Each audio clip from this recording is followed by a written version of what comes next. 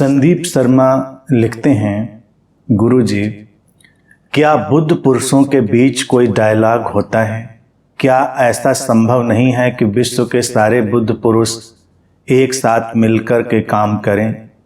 क्या ऐसा करने से कोई बड़ा लाभ विश्व के लोगों के लिए हो सकता है? संदीप, ये प्रश्न बीच बीच में उठता रहता है लोगों के भीतर, क्योंकि ऐसा दिखता नहीं, मिलते हुए लोग दिखते नहीं जो अध्यात्म के जगत में रोल प्ले कर रहे हैं गुरु का। इसके पीछे बहुत सारे कारण हो सकते हैं। ये बात बड़ी सीधी नहीं है। इसका जो उत्तर भी होगा वो बिल्कुल ब्लैक एंड व्हाइट में नहीं हो सकता।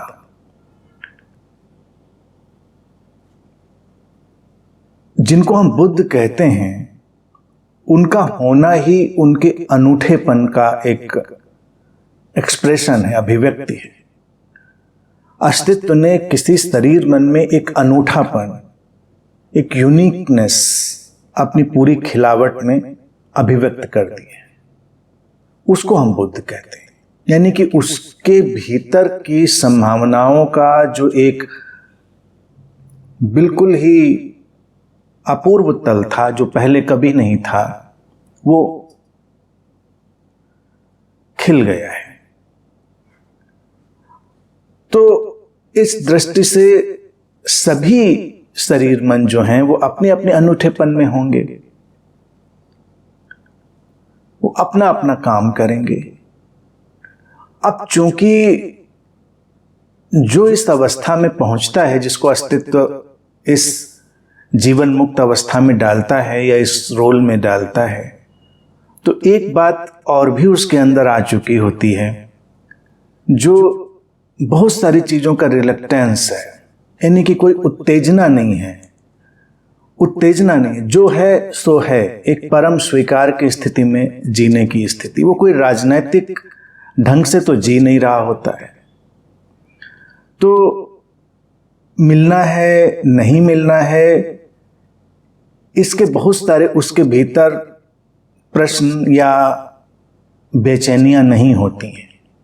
मिलना घट जाए स्वाभाविक रूप से तो मैं समझता हूं कोई उसमें विरोध भी नहीं होगा। उसमें विरोध होने का कोई मसला ही कहां पर है, कोई उसका वही नहीं है। अब अगर ये सचमुच में वो खिलावट है लोगों के भीतर, तो एक बात तो तय होगी कि उन लोगों के बीच में कोई विरोध नहीं है, कोई ऊंचे नीचे की भावना नहीं है कि वो ऊंचा है, वो नीचा है, वो कम है, वो ज्यादा है। ऐसी भावना नहीं होगी। जैसे अलग अलग खिले हुए फूल हैं, अपनी अपनी जगह खिले हैं, अपनी अपनी जगह खिले हैं। ये हम मनुष्यों के बीच की एक विचित्र सी बेचैनी होती है कि सारे फूलों को मिलाकर हम एक गुलदस्ता बनाएं, बुके बनाएं। प्रकृति गुलदस्ता नहीं बनाती। नेचर का इंटरेस्ट गुलदस्ता का बनाने का नहीं है कि ये हम लिली ले आए, ये रोज ले आए, ये रजनीगंधा ले आए, ये लोटस ले आए, सबको मिलाकर हम एक बंच बनाए, एक अच्छा सा बुके बनाए। हमारा क्रिएशन है। अगर जिसको नेचुरलनेस कहते हैं, अगर वो नेचुरल स्टेट में बहती हुई चीज होगी तो अपनी अपनी जगह खिले हुए हैं। रजनीगंधा अपनी जगह खिली है, गुलाब अपनी जगह खिला है, कमल अपनी जगह खिला है, लिली अपनी जगह खिली, सब अपनी अपनी जगह खिले हैं। उनके अपने अपने खिलने से उनके आसपास का परिवेश सुवासित है, सुंदर है। अब मिलें ना मिलें, इसका कोई बहुत बड़ा इश्यू नहीं है। पूछा है कि क्या उनके बीच डायलॉग संभव है? डायलॉग होता है, डायलॉग हो सकता है अगर डायलॉग की जरूरत हो। डायलॉग की जरूरत ना हो तो डायलॉग नहीं होगा, संवाद नहीं होगा। अब यहां पर इसीलिए मैंने कहा था कि काले सफेद में बांट के उत्तर नहीं दिया जा सकता। अगर मान लो जो एक महत्वाकांक्षा की तरह उस गुरुडम को अपने ऊपर ओढ़कर बैठे हुए हैं, जो अपने स्वघोषित बुद्धत्व में हैं, उनके भीतर मारामारी हो सकती है।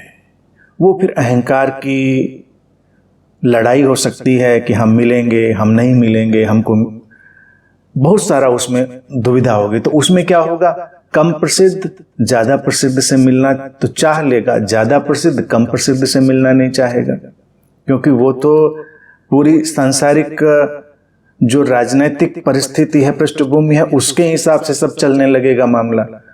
तो वहां पर मारामारी होगी, एक दूसरे की टांग खींचने की प्रवृत्ति होगी, एक दूसरे को किसी न किसी तरह से उनको ओवर पावर करने की प्रवृत्ति भी हो सकती है, जो कि अक्सर दिखाई भी देती। इसीलिए लोगों को लगता है कि ऐसा क्यों है। लेकिन अगर सचमुच में अस्तित्वगत ढंग से जो ये घटता है बोध या ये रोल गुरु का, ये भूमिका अस्तित्व देता है, अगर उस संदर्भ में बात करें तो वहां पर ये कोई टांग खींचना या विरोध करना, इन सब की कोई आवश्यकता नहीं है। ये होता ही नहीं, इसकी कोई, सबका सम्मान है, स्वीकार है। अब इसका उत्तर मैं व्यक्तिगत अपने अंतर्मन की जो हमारी स्थिति है उसके हिसाब से मैं बता सकता हूं। बाकी क्या होगा क्या नहीं होगा वो मैं नहीं जानता। अगर मुझसे कोई पूछे कि क्या आपको मिलना है किसी से, तो मेरी स्थिति ये रहती है कि मुझे किसी से मिलने का कोई आकांक्षा ही नहीं। गुरु हो, शिष्य हो, सीकर हो, कोई भी हो, कोई भी हो, यानी कि ये नहीं कि वो कैटेगराइजेशन किसी विशेष व्यक्ति के लिए। जो हो रहा है वो हो रहा है, उसका तो स्वीकार है, लेकिन स्वतः ही आकांक्षा हो ऐसा तो होता नहीं।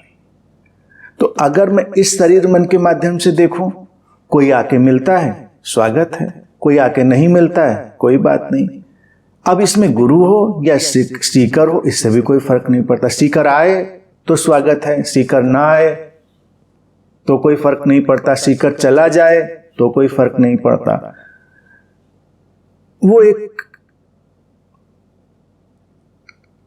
विचित्र सी तटस्थ स्थिति है।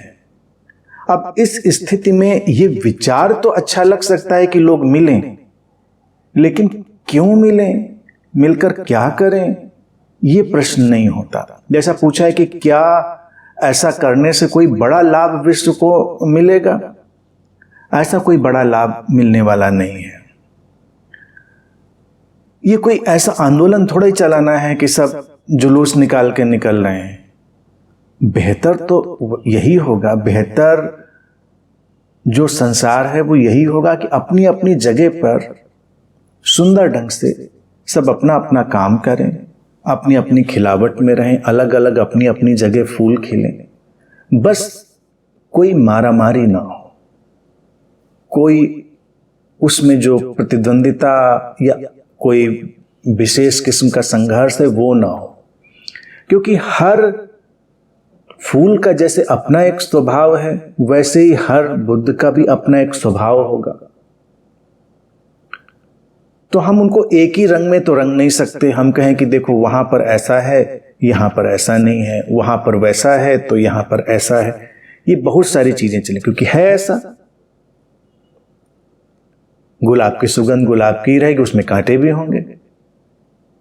रजनीगंधा पे जाएंगे, उसकी सुगंध अपनी नहीं है, कांटे नहीं होंगे। तो अब ये कोई मानक तो नहीं बन पाएगा कि कांटे होने चाहिए फूलों में कि नहीं होने चाहिए, उनका रंग लाल होना चाहिए कि सफेद होना चाहिए, फूल इतना बड़ा होना चाहिए कि इतना बड़ा होना चाहिए। क्या क्राइटेरिया बनाएंगे? कोई क्राइटेरिया, कोई मानक तो बन नहीं पाएगा। अब अगर कोई मानक, कोई स्टैंडर्ड किसी के अंदर बन गया तो उसको परेशानी होगी। तब उसको लगेगा कि देखो ये तो ऐसा है, वो तो वैसा है। यानी कि अगर हम इसी उदाहरण से, उदाहरण तो देखिए उनकी सीमा होती है तो उनको सीमित ढंग से ही समझें, उस विस्तार को समझना है। हम फूलों के उदाहरण से ही देखें। अगर हम ये मान लें कि ये गुलाब बुद्ध होने का एक स्टैंडर्ड मानक है, तो उस मानक पर फिर दूसरे फूल नहीं खरे उतरेंगे। और किसी दूसरे को मान लें, हम कमल को मान लें, तो उसके मानक पे दूसरे फूल नहीं खरे उतरेंगे। तो लोगों को लगेगा देखो इसका मतलब वो तो है, ये तो नहीं है। लेकिन फूलों के संदर्भ में तो हम ऐसा कभी नहीं सोचते। तो बुद्धों और गुरुओं के संबंध में भी हम ऐसा क्यों सोचें? होगी भिन्नता, होगा अपना तरीका, अपना ढंग। मूल स्वभाव, मूल सुगंध वो होनी जरूरी है। इसीलिए चीजों को बहुत सरल सिंप्लीफाई करने के लिए हमने सात सीकर्स के लिए जो अध्यात्म के 4 स्तंभों की बात रख दी कि वो 4 पिलर्स जिन्होंने संभाला हुआ है उस भवन को, वो हैं तो भवन है, वो नहीं है तो भवन नहीं है। हमको उन्हें देख लेना है, क्या वो सारी चीजें हैं? अगर वो चीजें हैं तो वो बुद्ध भी है, वो गुरु की भूमिका भी। जैसे फूल को हम कैसे कहें फूल क्या होता है? हम फूल को देख के तो जान जाते हैं फूल है। वो घास का फूल हो चाहे कोई बहुत ही दुर्लभ फूल हो, क्योंकि फूल की अपनी खिलावट है, एक बुनावट है, उसका एक ढंग है, उसका एक सौम्यता है, आकर्षण है, उसका लचीलापन, कोमलता वगैरह वगैरह, वो हमारी आंखें ही बताती हैं, हमारी आंखें ही देखकर जान लेती हैं। इसी तरह से शांति का एक पूरा वातावरण भीतर और बाहर, प्रसन्नता रोम रोम, कोशिका कोशिका में समाई हुई भीतर और बाहर, प्रेम भीतर और बाहर, वो समस्वरता, वो हार्मनी भीतर और बाहर। अगर ये सारी चीजें हैं कहीं पर तो ये खिल गया है, ये फूल खिला हुआ है। अब उसके अपनी कंडीशनिंग और उसके अपनी परिवेशगत भिन्नता के कारण अलग अलग उसमें सारे अभिव्यक्ति के तौर तरीके होंगे, वो मायने नहीं रखते। अब इन्हीं चीजों को विस्तार देने के लिए मैंने सोचा है कि जब अगली सीरीज हम इन्हीं 4 स्तंभों पर ले लेते हैं, जिससे कि बहुत विस्तार से इनको समझा जा सके कि ये क्या है। ऐसे तो शब्दों की सीमा में लोग समझते हैं उसको, तो वो बात रहेगी। तो ये खिलावट आ गई, अगर ये सारी चीजें हैं तो वो तो है, बुद्ध होना तो है वहां पर, वो गुरुत्व है वहां पर।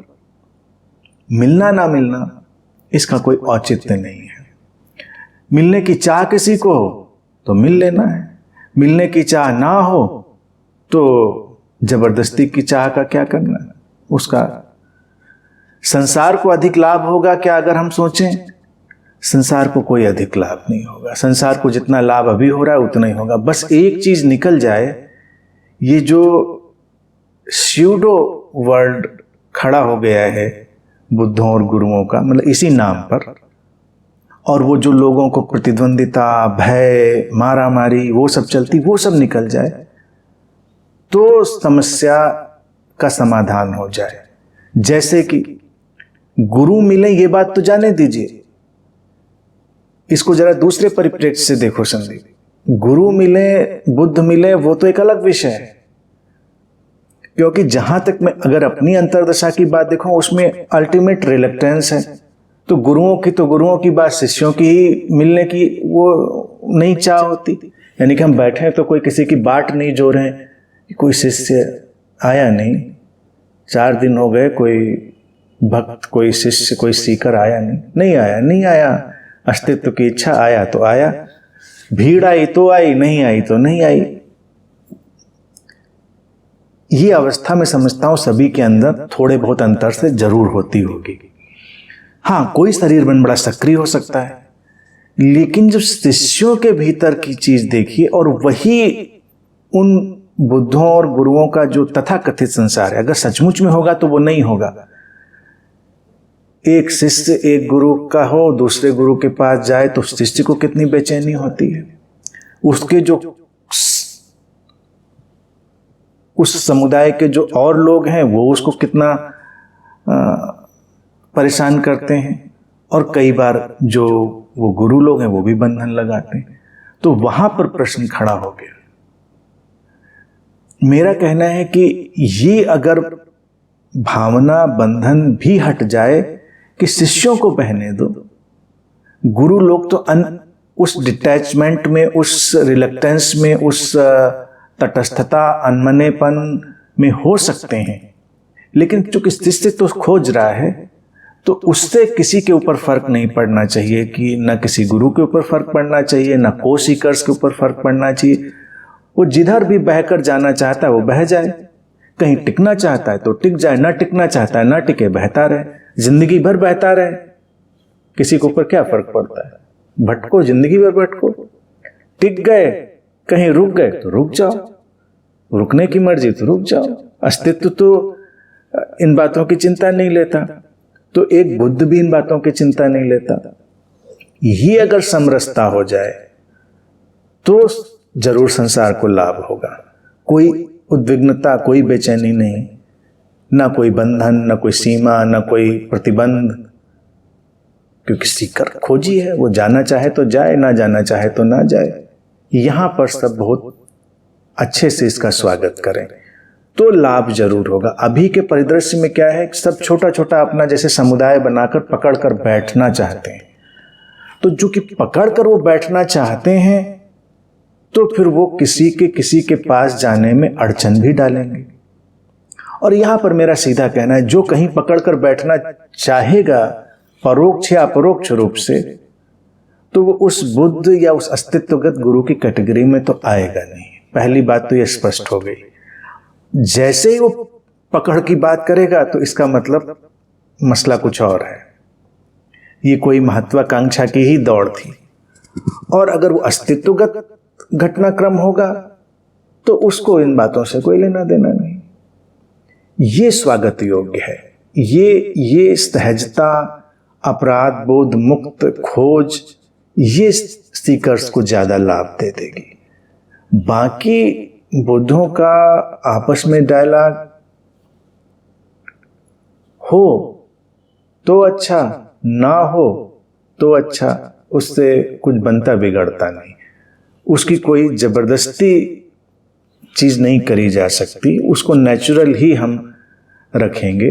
बस ये है कि सबका आदर है, सबका सम्मान है, सबका स्वीकार है, ये भावदशा होती है। लेकिन किसी को इच्छा उठ जाए मिलने की आकांक्षा, जो कि उठ सकती है, मैं ये भी नहीं कह रहा हूं कि आकांक्षा नहीं होगी किसी के अंदर तो मिल ले, जिसको नहीं उठी वो उसका कोई मतलब ही नहीं। तो इस तरह से ये चलेगा सहजता से, बाकी इसका कोई सेट फॉर्मेट फार्मूला नहीं बन सकता।